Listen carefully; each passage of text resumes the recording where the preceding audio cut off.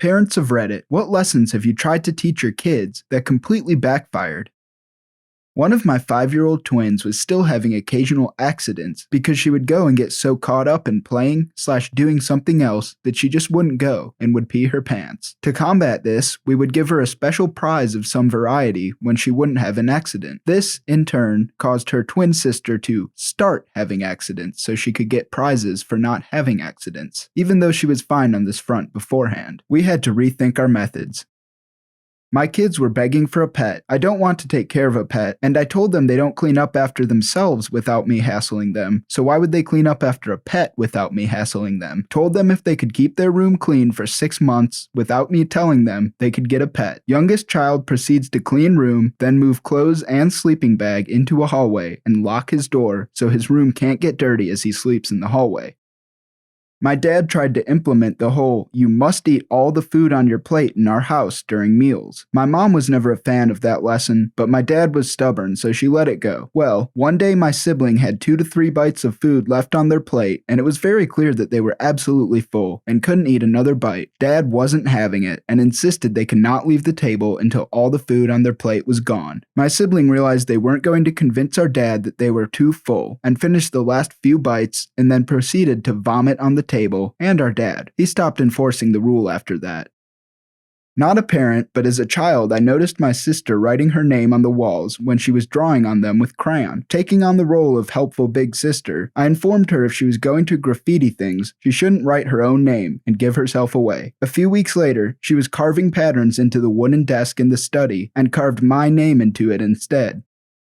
When I was about 2 years old, my family was at a game in Angel Stadium. My mother went to the restroom and left me and my siblings with my dad. While he was busy watching, I wandered off. When they eventually found me, I was halfway around the stadium. A crowd had gathered to watch as a police officer held me out at arm's length while I screamed, "Call the police! This man is not my daddy!" over and over again. My parents had taught me stranger danger, but forgot to teach me what the police looked like. Not a parent, but I work in a school. At my school, we have a lot of kids with learning disabilities, more than in your average school, as we have a special program for it and get special funding. So one of the first lessons of the school year is, everybody needs different things to learn, and if somebody is getting something different from you, because that's what they need to learn at school. You know, a kid-friendly way of explaining accommodations. Now, the usual accommodations we offer are special chairs/wiggle seats, extra breaks during the day, and extended testing time and tests taken in a quiet room. One kid, however, has decided to take the everyone learns differently lesson to heart and now talks in a fake British accent. I live in America, by the way, because it helps him learn. Then all of the other kids started talking in fake accents. Not me, but my dad teaching the nephew. He hated smiling, so in pictures my dad would tell him to say, whiskey. When he tried to cheese, it wasn't the same. Anyway, at school the principal was taking a picture of the class and tells everyone to say cheese. My nephew very loudly says, whiskey. I tried the whole, have your kids quote chores for pay and bid against one another. It's supposed to teach them about working for their money and not expecting handouts like an allowance. It turned into every time I asked them to do something good, how much will you pay me? Playing carnival/fair games is a waste of money. My son wanted to spend his $20 to win a Pikachu stuffed animal with his allowance that he saved up. We told him he would be wasting his money and he would not win. He spent $15 and won the biggest prize. Not a parent, but when I was around 12, my father suspected that I stayed up late playing video games, even though I didn't. One night he went into my room and told me that I shouldn't play my Game Boy Advance past bedtime because I needed to rest. That's when I realized I could play my Game Boy Advance past bedtime, and I've suffered from insomnia ever since. Not a parent, but my in-laws love telling this story about my fiancé. He was resistant to potty training, and they eventually got him to start using the potty by telling him that he had to be out of pull-ups before a family trip to Disney World, because Mickey Mouse only sees big boys and girls, and also who wants to lug a diaper bag around Disney? Anyway, it went great, they had a great trip, and the day after they got back, he took an ish in the living room. When asked, he said, I don't gotta use the potty cause I already saw Mickey Mouse. They very firmly told him that if he was old enough to use logic, he was far too old for diapers, and that was the end of that. Taught them to read early. My son could read by age 4 and my daughter by age 3. This led to some unwanted conversations as they will read things over your shoulder when you aren't expecting it, or even just signs on the road. You're going too fast, Daddy. It says 55 miles per hour, and you're going 70.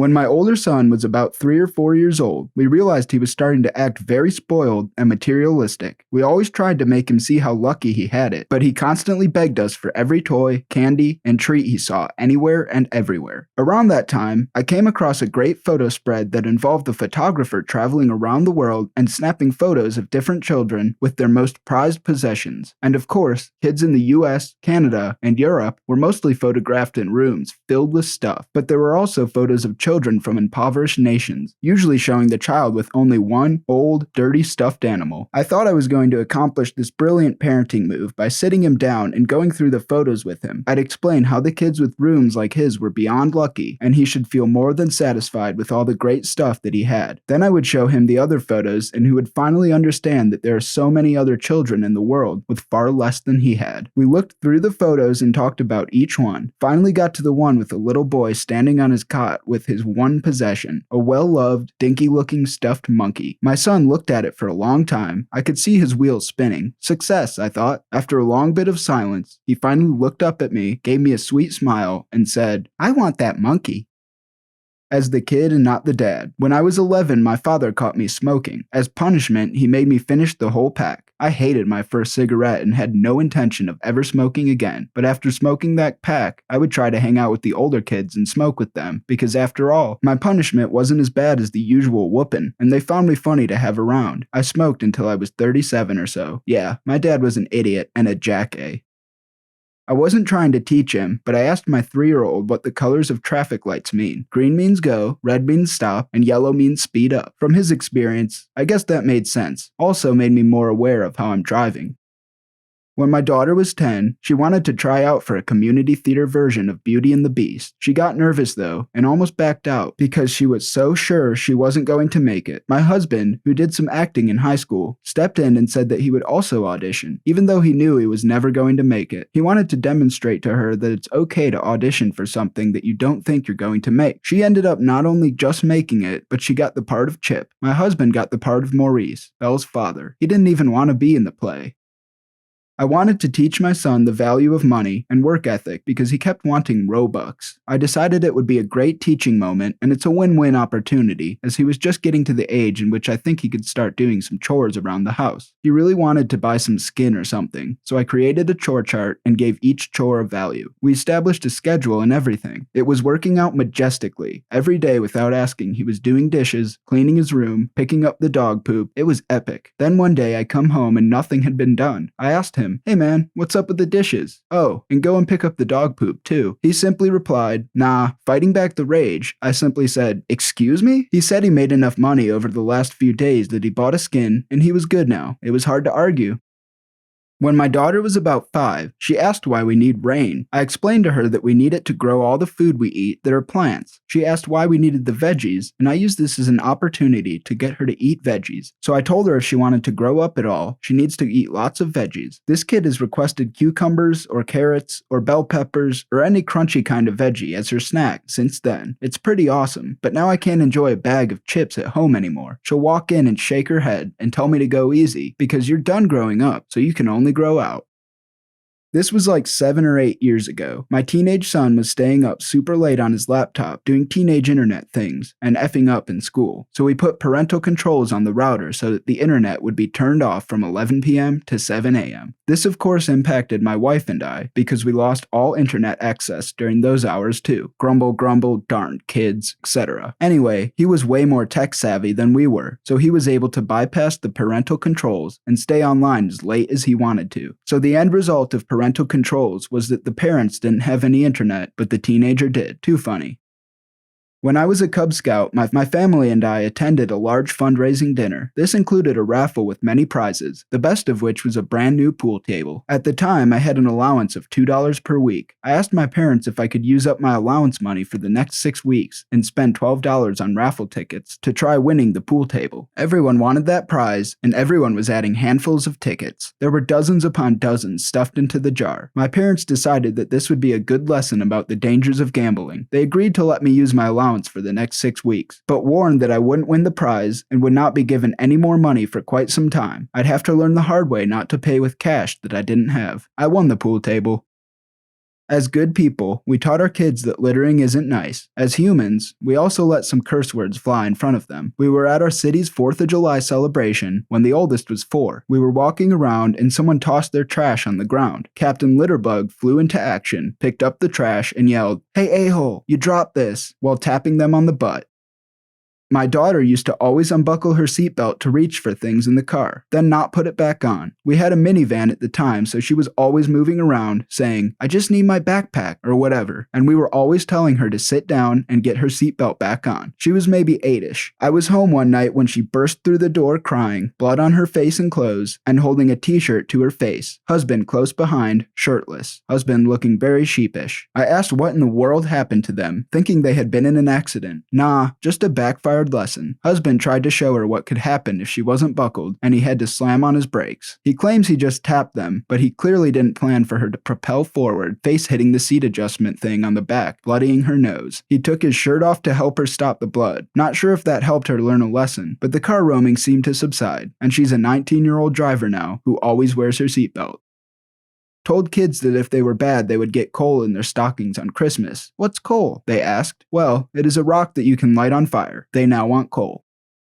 Trying to keep my 4-year-old in bed. He gets up 4 more times saying he has to go to the bathroom. Most of the time he doesn't have to go, and we send him back to bed. 5 minutes later, he does it again. He knows that he can't get out of bed this way. My wife decided to make tickets. He could use the tickets if he got out of bed. Once the tickets were done, so was he. If he could stay in bed the rest of the night, he got rewarded with stickers. The first night we tried it, he crapped himself.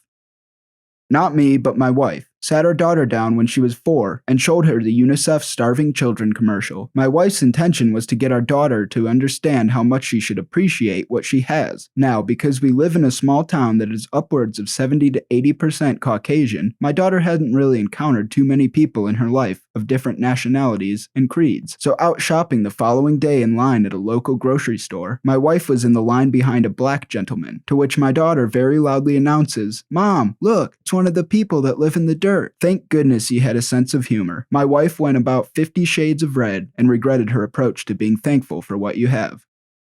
My little brother refused to eat while my girlfriend and I were babysitting him. My girlfriend decided to explain the concept of food as an energy source to him, which he then proceeded to use as an excuse not to do ish. Anytime you told him to do something, he said he couldn't because he would run out of energy and die.